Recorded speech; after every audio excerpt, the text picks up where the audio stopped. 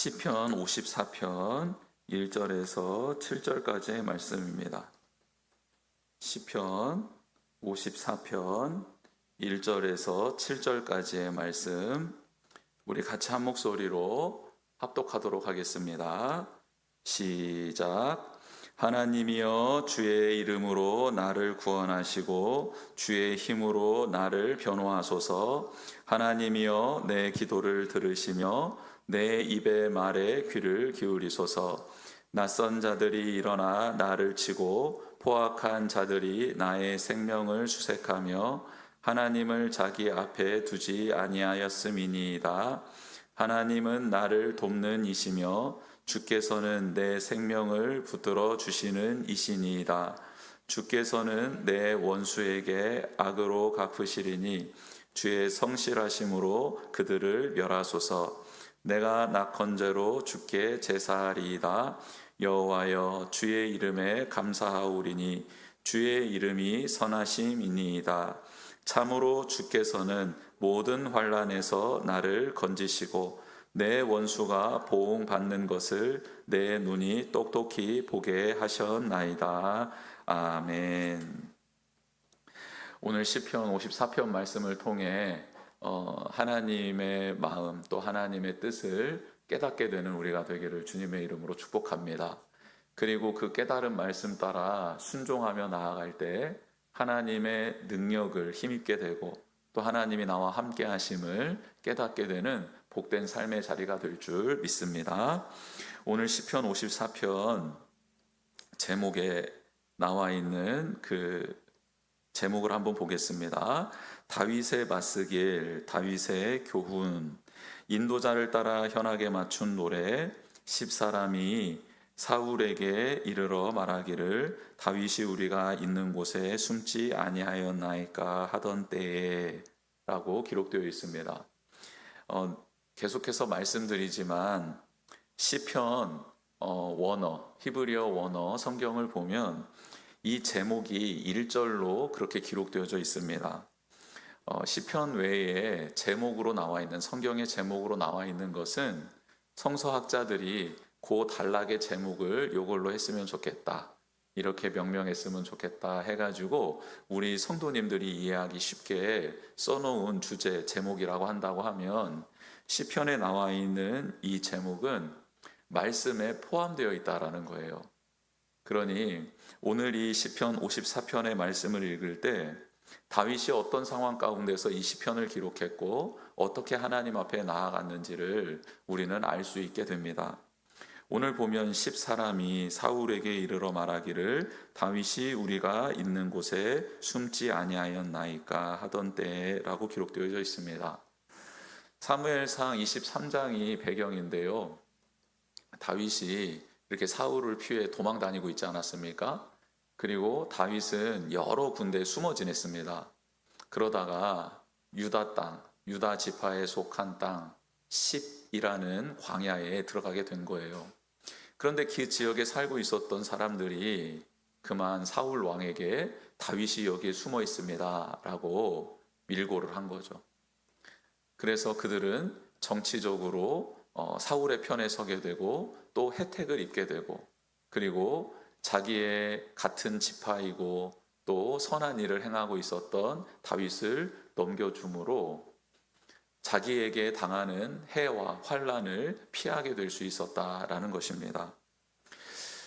여러분, 우리가 이렇게 지내다 보면, 살다 보면 원수를 만날 때가 있습니다.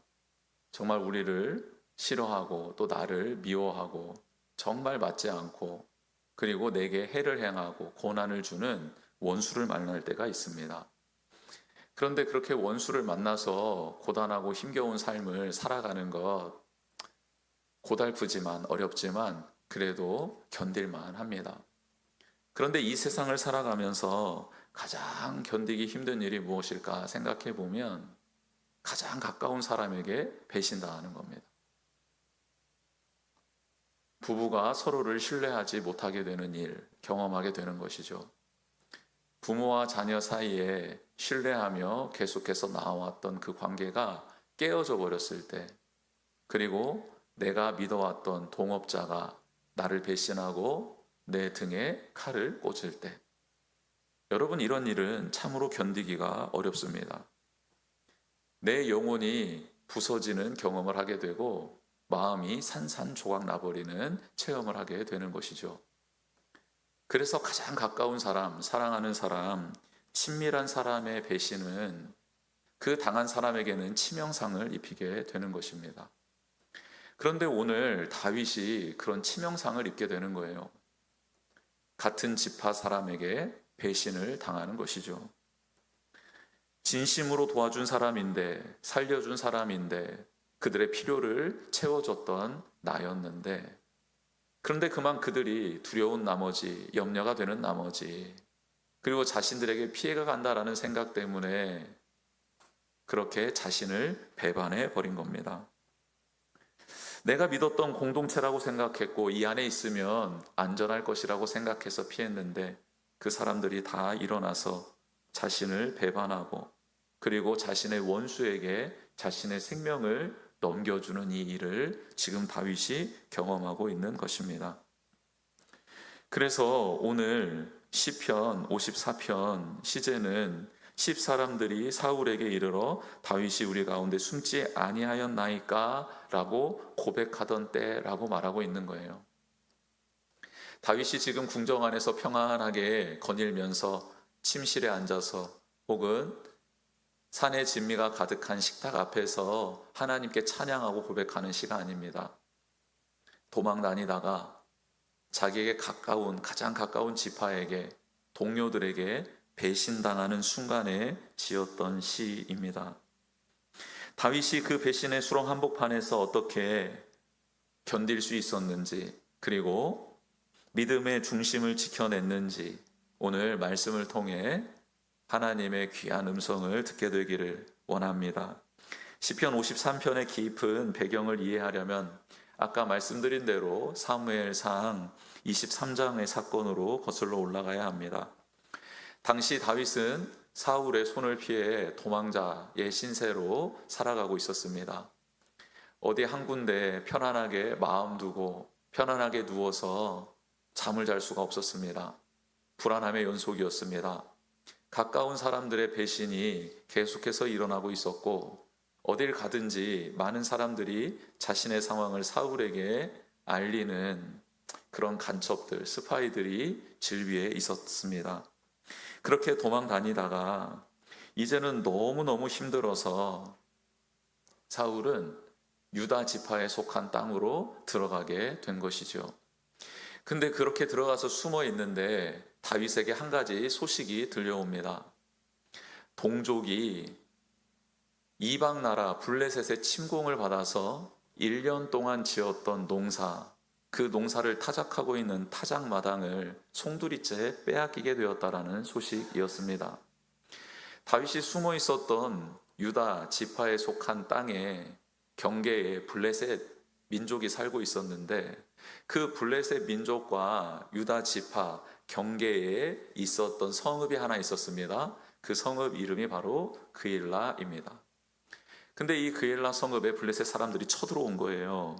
그래서 타작마당의 곡식을 싹 쓸어가고 있다라는 소식을 다윗이 듣게 된 것입니다.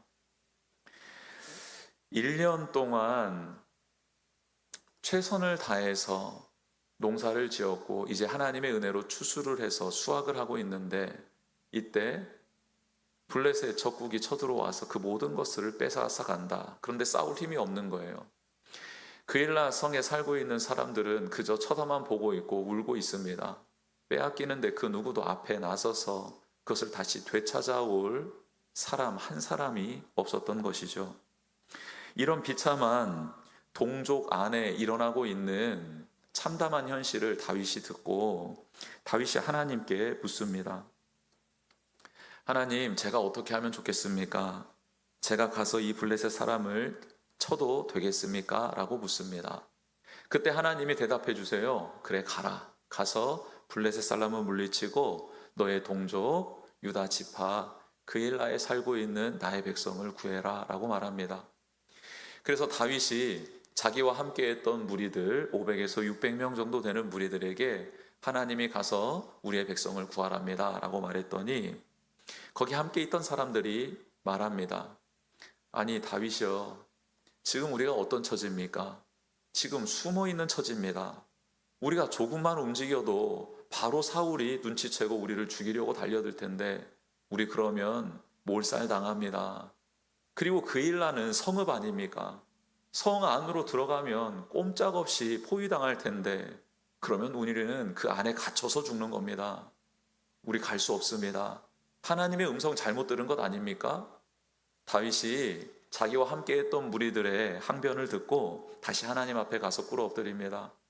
하나님, 정말 제가 그곳에 가서 우리의 백성을 구해야 됩니까? 나의 동족을 구해야 되는 건 맞습니까? 하나님이 다시 한번 말씀합니다. 가라. 가서 동족을 구해라 라고 말씀하십니다. 그래서 다윗은 이제 두 번째 하나님의 말씀을 듣고 그와 함께했던 무리를 설득하고 그들도 두 번째 하나님의 말씀이 동일하게 임했다라는 사실에 순복하며 같이 그일라로 떠나죠. 가봤더니 블레셋 사람들이 정말로 약탈을 일삼고 있습니다. 하나님께서 블레셋 사람들을 물리치게 해주시겠다 약속해 주셨으니까 다윗은 믿음을 가지고 그 블레셋과 싸웁니다. 그리고 그들을 다 격퇴시키죠. 그리고 남아 있었던 사람들, 그일라 성 사람들을 보호하고 안정시키고 그들이 빼앗겼던 모든 곡식을 되찾아와서 그들에게 다시 나눠줍니다. 그들은 생명을 구원받았습니다.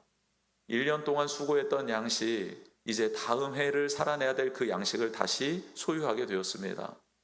그리고 사라져버리고 불타없어야 될 성읍도 보존하게 되었습니다. 그렇다면 그 그일라에 살고 있었던 유다 지파 사람들은 다윗에게 어떻게 해야 될까요? 그들을 도와주었던, 구원해 주었던, 살려주었던 그들에게 어떻게 대해야 합니까? 당연하죠. 여러분, 은혜를 갚아야 되는 것 아닙니까? 다윗을 보호해주고 그 일당을 보호해주고 우리가 숨겨둘 터이니, 우리가 생명 걸고 당신들을 지켜줄 터이니 사울 이제 두려워하지 말고 편안하게 이곳에서 좀 쉬십시오. 양식을 좀 먹고 배를 채우십시오. 그동안 험악한 세월을 보내셨는데 여기에서 위로를 좀 받으셨으면 좋겠습니다 라고 그일라 성 사람들이 다윗과 다윗의 일행을 보호해줘야 되는 것 아닙니까?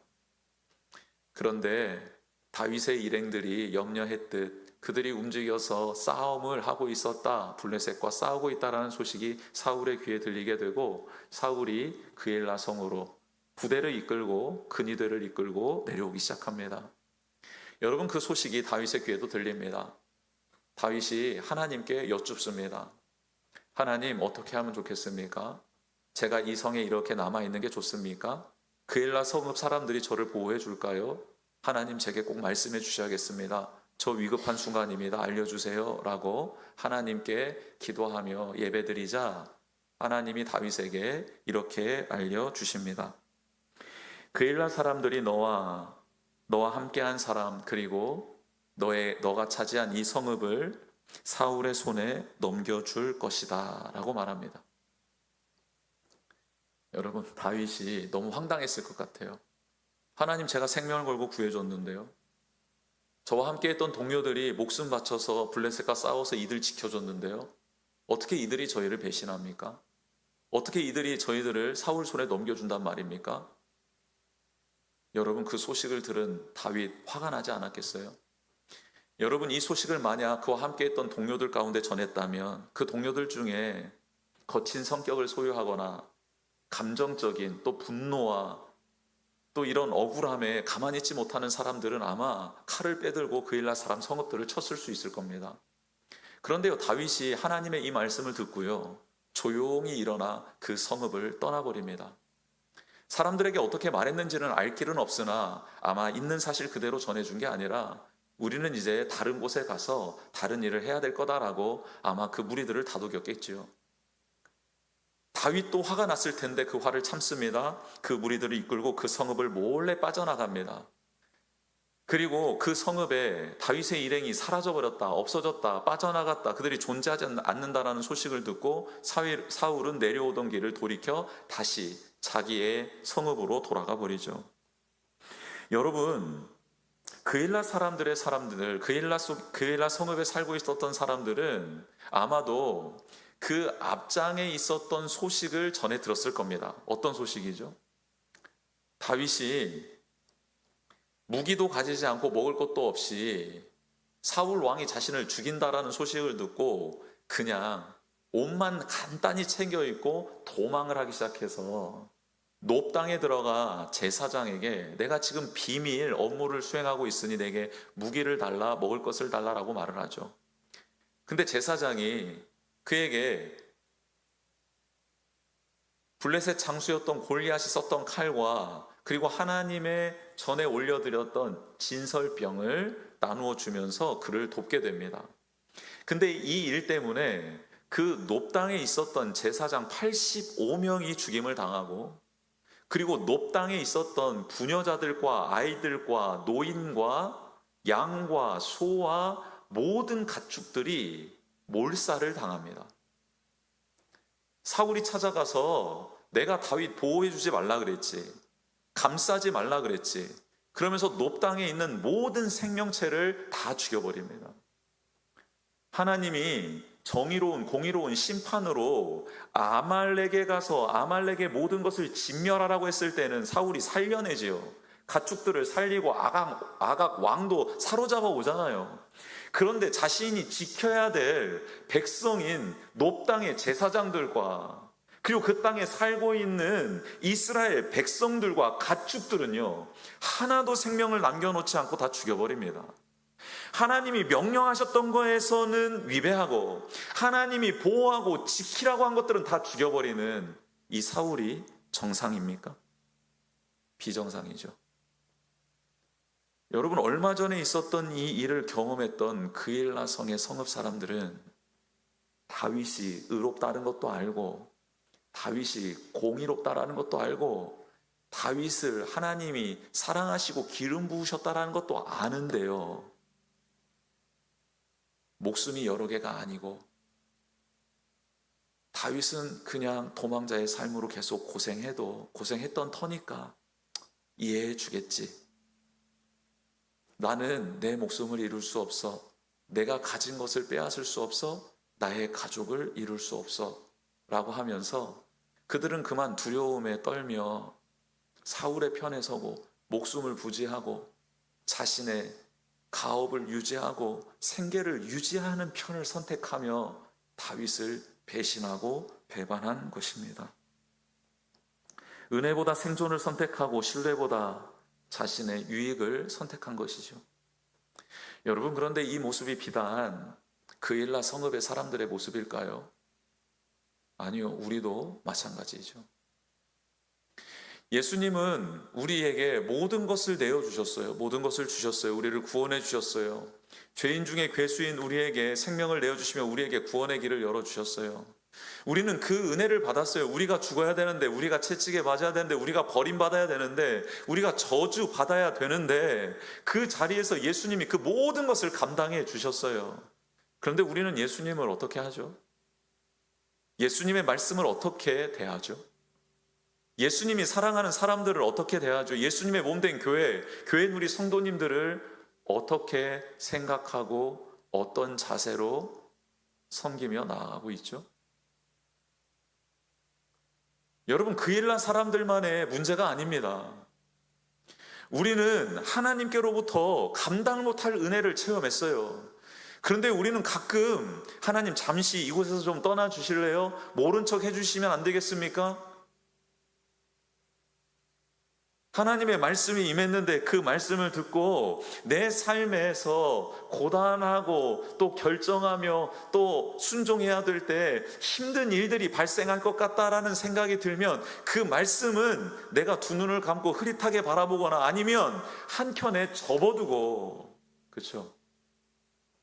내게 유익이 되고 이익이 되고, 이거는 누가 봐도 하나님이 내게 복을 주시는 말씀이야 라는 것은 꼭 붙들고, 하나님 이렇게 말씀하셔 놓고 왜 지키지 않습니까? 라고 하나님께 따지며 또 그렇게 하나님과 대화를 하는, 또 나아가서 하나님께 묻고 답을 기다리는 우리의 모습 아닌가요?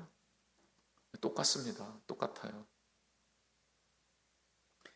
오늘 본문의 주인공 10사람들도 별반 다르지 않았습니다.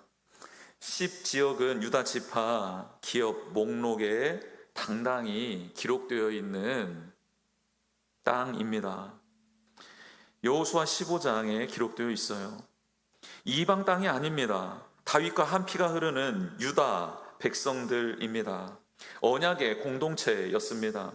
그러나 그들은 사울 왕에게 자발적으로 찾아가 다윗을 고발해요. 다윗이 우리 숲에 숨어 있습니다. 내려오기만 하십시오. 우리가 그를 왕의 손에 넘기겠습니다라고 자신의 지파, 동료, 동족을 팔아 넘기는 거예요. 권력자에게 줄을 서서 이익을 챙기겠다는 철저한 정치적 계산이 그 안에 담겨져 있었던 것이죠. 우리가 뼛속 깊이 새겨야 될 진리가 한 가지가 있습니다. 무엇일까요? 여러분, 혈통보다 소중한 것은 바로 신앙의 방향입니다. 우리가 혈연 관계로 묶여져 있잖아요. 그리고 전우애로 뭉쳐져 있잖아요. 그래도 신앙의 방향이 같지 않잖아요. 그러면 언제든지 배신할 수 있습니다. 또 하나, 소속보다 중요한 것은 하나님을 앞에 두는 삶입니다. 그러니까 우리에게 있어서 나는 어디에 속해 있어, 나는 어디에 소속돼 있어, 저 사람은 반드시 내 편일 거야 라는 것보다도 더 중요한 것은 거기에 속해 있는 모든 사람들이 나의 삶에 하나님을 모시며 하나님을 두며 살아가는 신앙의 생활이, 믿음의 고백이 있어야 한다는 것입니다. 같은 교회 울타리 안에 있고 같은 직분에 있어도 하나님을 내 삶의 중심에 두지 않으면요, 인간은 두려움 앞에서 언제든지 은혜를 잊고 눈앞의 이익으로 움직이는 배신자가 될 수 있다는 사실입니다. 이렇게 비참한 그리고 어려운 다윗의 배경, 그 배경을 이해하고 오늘 본문 3절을 한번 읽어보도록 하겠습니다. 오늘 3절 말씀 같이 한번 읽어보겠습니다. 시작. 낯선 자들이 일어나 나를 치고 포악한 자들이 나의 생명을 수색하며 하나님을 자기 앞에 두지 아니하였음이니이다. 아멘. 다윗은 지금 자신을 밀고한 동족들, 유다 지파 사람들, 10사람들을 향해서, 동족이잖아요, 형제잖아요, 그렇게 불러야 되는데 그들에게 뭐라고 부릅니까? 낯선 자들이라고 부릅니다. 겉모습은 같은데, 언어는 같은데, 같은 신앙 공동체에 있는 것 같은데 하나님을 모르는 이방인과 다를 바 없다라는 단어를 쓰고 있습니다. 낯선 자들이다. 여러분, 지금 하나님이 우리를 바라보실 때 너는 나의 어여쁜 자야, 너는 나의 자녀야, 너는 내가 꼭 믿는 나의 사랑하는 딸이야, 아들이야 라고 말씀하실까요? 아니면 왜 이렇게 너가 낯설게 느껴지는지 모르겠다 라고 하나님이 말씀하실까요? 여러분, 우리는 하나님이 보시기에 낯선 자입니까? 아니면 하나님이 너는 내 딸이야, 내 아들이야 라고 콕 집어서 정확하게 말씀하시는 그런 대상자입니까? 여러분, 다윗은 지금 동족에게 너무 낯선 자들이다, 너희들 낯설어, 너희들 이방인 같아 라고 말하고 있는 거예요. 근데 그 이유가 뭡니까? 하나님을 자기 앞에 두지 않았기 때문입니다. 여러분, 여기에서 두다라는 이 히브리어 원어는요, 배치하다, 고정하다, 세우다 라는 뜻입니다. 배치하다, 고정하다, 세우다. 나의 삶의 자리 가운데 하나님을 가장 중심에 배치하고 나의 삶에 가장 잘 보이는 곳에 하나님을 모시고 놓아두며 살아가는 인생이 되어야 하는데, 그렇지 않을 때에는요, 우리는 언제든지 믿음의 동료를 배신할 수 있어요. 하나님을 떠나버릴 수 있어요. 하나님의 뜻을 외면할 수 있어요. 포악한 사람 밑에 줄을 설 수 있어요. 그 권력 앞에 시녀 노릇할 수 있어요. 종노릇 할 수 있어요. 많은 권세를 가진 자, 돈을 가진 자, 명예를 가진 자 앞에 굽신거릴 수 있어요. 그게 나의 생명줄인 것처럼 나의 생명을 보장해 줄 것이라는 확신이 생겨요. 그래서 그 앞에 엎드릴 수 있습니다. 나의 인생 가운데, 삶 가운데 하나님을 앞에 두지 않으면요, 모시지 않으면요, 세우지 않으면요, 우리는 얼마든지 이 세상이 말하고 있는 권력, 명예, 돈, 마치 나의 생명을 좌지우지할 것 같다라고 심겨둔 그 거짓 진리 앞에 엎드릴 수 있다는 사실이에요. 여러분, 이게 바로 우리들 아닙니까? 배신자들의 특징은 그들의 삶의 배치도 속에 결정적인 기준 앞에, 두려운 현실 앞에 하나님을 모시고 두지 않더라는 겁니다. 그들의 눈앞에는 오직 사울의 서슬퍼런 칼날과 내 밥그릇을 지켜야 된다라는 손익 계산서가 놓여 있을 뿐입니다. 하나님을 내 눈앞에 두지 않으면 진리보다 권력이 더 커 보이는 것이죠. 사명보다는 생존이 먼저 보이는 것입니다. 이거 어쩔 수 없는 거죠. 그래서 하나님, 제가 하나님을 제 앞에 모십니다.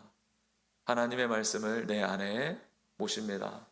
우리의 가정 안에 하나님이 주인 되어 주십시오 라고 가정의 예배를 드리고 경건의 시간을 갖는 거죠.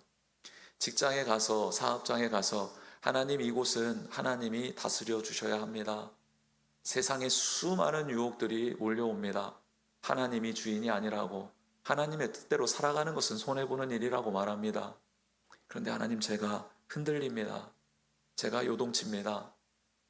하나님, 믿음의 닻을 내릴 수 있도록, 흔들리지 않는 확신의 닻을 내릴 수 있도록, 하나님의 신실하심, 하나님의 선하심, 하나님의 완전하심을 믿을 수 있도록 제가 이 시간 말씀의 닻을 내리겠습니다.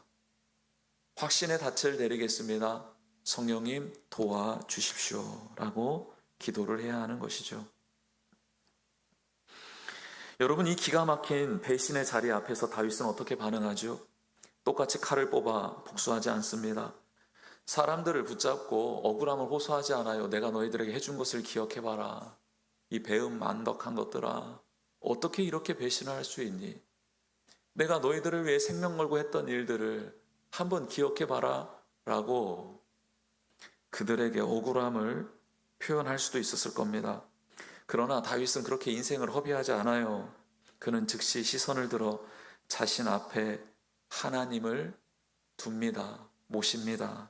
그게 바로 오늘 1절 말씀입니다. 우리 1절 말씀 같이 한번 읽어보겠습니다. 시작. 하나님이여, 주의 이름으로 나를 구원하시고 주의 힘으로 나를 변호하소서. 아멘. 이름은 단순한 이름이 아니라 하나님의 인격, 하나님의 성품, 하나님 되심을 나타내는 거죠. 하나님, 저는 이 시간 배신을 당했습니다. 배반을 당했습니다. 억울합니다. 그런데요, 하나님, 제가 저들에게 가서 하소연한다고, 제가 화풀이 한다고 이 일은 없어지지도 않고 새로워지지도 않습니다. 하나님, 인생이란 본래 그런 것 아닐까요? 저도 하나님을 배신할 수 있고 저도 하나님을 떠날 수 있는 것 아니겠습니까? 그러니 하나님, 이 시간 제게 은혜를 베풀어 주십시오. 제가 하나님을 볼 수 있도록 도와주십시오. 하나님이 어떤 분이신지를 기억할 수 있도록 도와주십시오. 모든 이들이 나를 배신하고 떠나버릴지라도 하나님은 저를 사랑으로 그의 마음팍에, 심장에, 손바닥에 새기시며, 나의 부모도 나를 떠나고 나를 배신할지라도, 나를 죽일지라도 하나님은 저를 사랑으로 품에 안아주시고 나를 끝까지 도우시며 지켜주시는 분임을 저는 믿습니다. 이 시간 제가 어디에 마음을 두고 어디에 시선을 두어야 될지 하나님, 제게 은혜를 베풀어 주셔서 제 마음을 지킬 수 있도록 도와주십시오. 제 생각을 지킬 수 있도록 도와주십시오. 제가 하나님의 자녀임을, 하나님은 시건치 않으시고 변함없으시고 하나님은 언제나 공의와 정의로 저를 바라봐 주시며 나의 상황을 둘러보고 계신다라는 사실을 잊지 않게 해 주십시오. 이게 바로 주의 이름으로 나를 구원하시고 주의 힘으로 나를 변호해 달라는 다윗의 고백이었습니다. 그리고 다윗은 신앙의 영적 닻을 깊이 내립니다. 그 닻이 바로 4절 말씀입니다. 우리 4절 말씀을 같이 한번 읽어보겠습니다. 시작. 하나님은 나를 돕는 이시며 주께서는 내 생명을 붙들어 주시는 이시니이다. 아멘. 여기서 붙들다라는 히브리어 원어는 이런 뜻입니다. 넘어지는 사람을 뒤에서 강한 손으로 받쳐 들어 올린다라는 뜻입니다. 하나님이 붙드시는데 어디서 붙드신다고요? 앞에서 붙들어 주시면 참 좋겠는데, 그런데 내 뒤에서 나를 이렇게 붙들어 주신다라는 거예요. 여러분 눈앞에 잘 보이지 않아요. 하나님이 역사하심도 잘 보이지 않아요. 그런데도 내가 이 어려운 상황 가운데 눈을 들어 하나님을 바라보고 하나님을 의지할 수 있는 이유는 뭔지 아십니까? 내 뒤에서 언제나 내가 넘어질 때 넘어지지 않을 수 있도록 나를 붙들어 구원하시는 분이 하나님이시기 때문입니다. 나의 등 뒤에서 나를 도우시는 주라는 찬양이 있죠. 이 말씀이 배경입니다. 그렇습니다.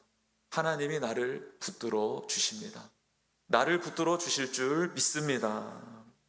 그래서 공동체가 나를 배신하고 나를 넘어뜨리려 하지만 온 땅의 주인 되시는 하나님이 내 등 뒤에서 나를 붙들어 주심으로 우리는 넘어지지 않고 우리는 다시 일어나 하나님이 누구신지를 찬양하며 그들 또한 다시 돌이킬 수 있는 기회를 줄 수 있는 믿음의 사람이 될 줄 믿습니다. 여러분, 우리가 상대방을 정죄할 필요 없습니다. 낙담할 필요 없습니다. 아프죠. 고단하죠. 힘들죠. 왜 나에게 이런 일이 일어나야 되나 하나님께 물을 수 있습니다. 그러나 그들을 바라보면 답이 없습니다. 당한 대로 되돌려 줘도 답이 안 나와요. 근데 하나님께 시선을 두고 하나님이 저의 힘이 되어 주십시오. 하나님이 저의 구원자이십니다.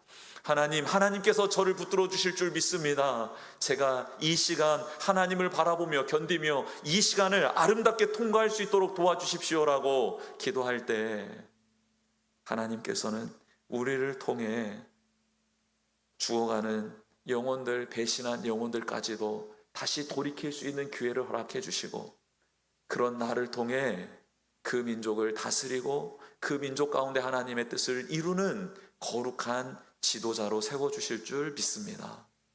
여러분, 우리는 나 혼자 잘 먹고 잘 살기 위해 이 땅에 파송받은 자가 아니죠. 하나님이 우리를 부르신 건 아닙니다. 우리를 통해 나라와 민족과 열방이 살아나야 합니다. 그러기에 우리는 이 길을 거룩하고 아름답게 걸어가야 합니다. 오늘 시편 54편 이 처절한 기도는 다윗의 이야기로 끝나지 않고 1000년 뒤 예수 그리스도 십자가에서 완전히 성취됩니다. 다윗이 목숨 걸고 구해준 동족 유다 지파에게 밀고 당했던 것처럼 만왕의 왕이신 예수님은 3년 동안 모든 것을 쏟아 부었는데 아끼고 사랑했던 제자 가룟 유다에게 은 30개에 팔려버립니다. 배신당하죠. 다윗이 그 일날 주민들을 블레셋 손에서 건져주었으나 버림받았던 것처럼 예수님은 죄와 사망의 질고에 갇힌 자기 백성들을 구원하려 이 땅에 오셨는데요, 그 백성들에 의해서 죽임을 당하게 되었습니다. 그들은 십자가에 못 박아라 외치며 주님을 외면했기 때문이죠.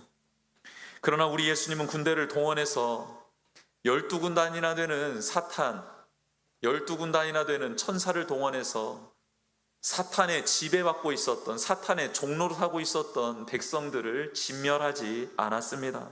십자가라는 거대한 사랑의 그 십자가를 지시고 그 고통의 자리에서 오직 하나님만을 자기 앞에 두시며 묵묵하게 그 길을 걸으셨습니다. 그리고 자신을 배신한 백성들 앞에 이렇게 외치셨습니다. 아버지여, 저들의 죄를 사하여 주십시오. 저들은 자기들이 하는 것을 알지 못합니다. 사랑하는 성도 여러분, 오늘 우리가 이 자리에 있는 이유는 예수님께서 그 배신의 자리, 고통의 자리에서 하나님을 그분 앞에 두셨기 때문입니다.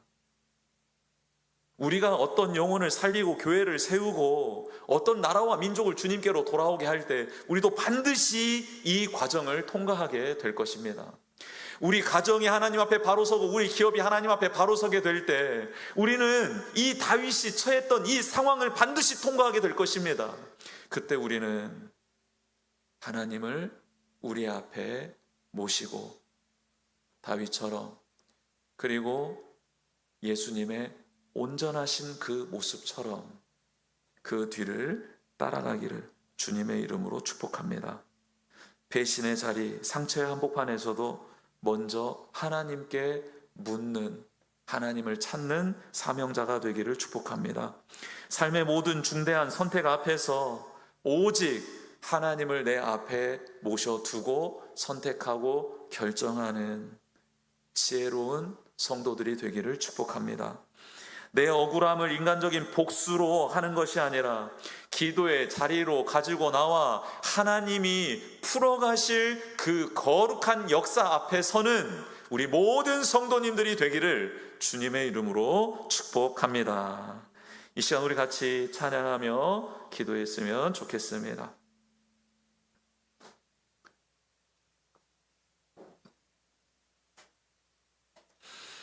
아바 아버지, 아바 아버지, 나를 안으시고 바라보시는 아바 아버지,